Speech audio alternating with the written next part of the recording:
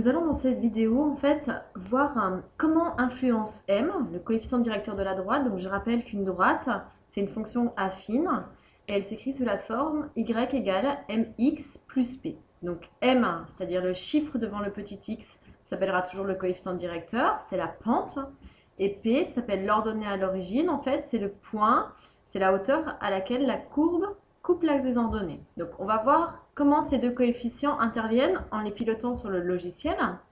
Donc ici, si on modifie, donc on a m égale 2 et on a p égale 1 pour cette courbe. Donc on voit p égale 1, il est ici, c'est l'ordonnée à l'origine, c'est-à-dire lorsque x vaut 0, je suis au niveau 1. Donc si jamais on va modifier cet élément pour voir comment il influence, si je change la valeur de p ici, donc p égale 0, vous voyez que la courbe elle est descendue, elle est au niveau 0, p égale moins 1, p égale moins 2, p égale moins 3.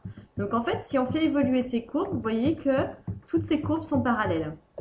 Puisqu'en fait, je n'ai pas changé le coefficient directeur, donc on n'a pas changé la pente.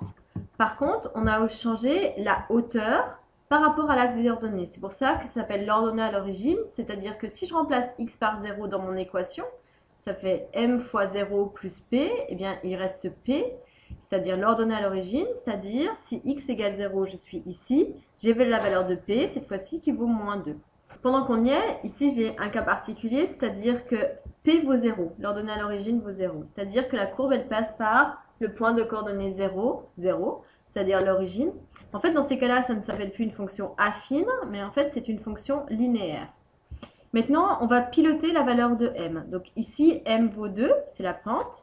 Si je fais bouger la valeur de m, ici, m vaut 3, 4, 5, 6. Donc vous voyez, la pente est de plus en plus importante. On la fait diminuer. Ah, là, je suis à m égale 0. Donc vous voyez, j'ai une courbe qui est horizontale. Cette fois-ci, on va passer dans les négatifs. Moins 1, moins 2, moins 3, moins 4, moins 5, moins 6, etc., etc. Donc, on voit que la courbe, en fait, lorsque je ne change pas l'ordonnée à l'origine, en fait, elle pivote autour de ce point, suivant si la valeur de m augmente ou diminue, est nulle. Alors, si on change un petit coup la valeur de m, de p, pour voir si on en prend un autre. Par exemple, p égale moins 2, et puis on va de nouveau changer la valeur de m.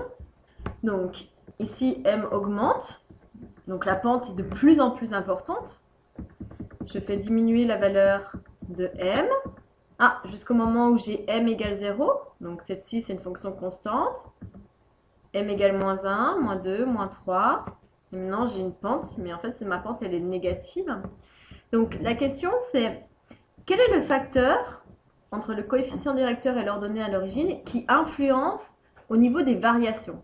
Donc, on se souvient, variation, c'était variation de la température, c'était savoir si une fonction était croissante ou décroissante. Donc ici, qui influence cette droite, à savoir si la droite est croissante ou décroissante? Eh bien, on a vu que si on bougeait l'ordonnée à l'origine, j'avais des droites qui étaient parallèles. Or, si je change le coefficient directeur, c'est elle qui a une pente qui change. Et on voit que si je pilote ici, là je suis dans le cadre d'une fonction qui est décroissante, puisque si j'imagine un petit vélo sur la pente, et bien cette fois-ci il descend. Décroissante en toujours, pour m égale moins 1 décroissante, pour m égale 0, cette fois-ci elle est constante. Puis si on augmente, si m égale 1, elle est croissante, m égale 2 croissante, m égale 3 croissante, m égale 4, 5, 6, 7, etc. croissante. Donc en fait on est dans un cas de figure où soit m est strictement négatif et ma droite elle va être décroissante, soit m sera strictement positif, ma fonction sera croissante, soit m égale 0 et elle sera constante. Donc si vous avez compris déjà comment influencer deux coefficients, on va pouvoir s'en servir pour la suite.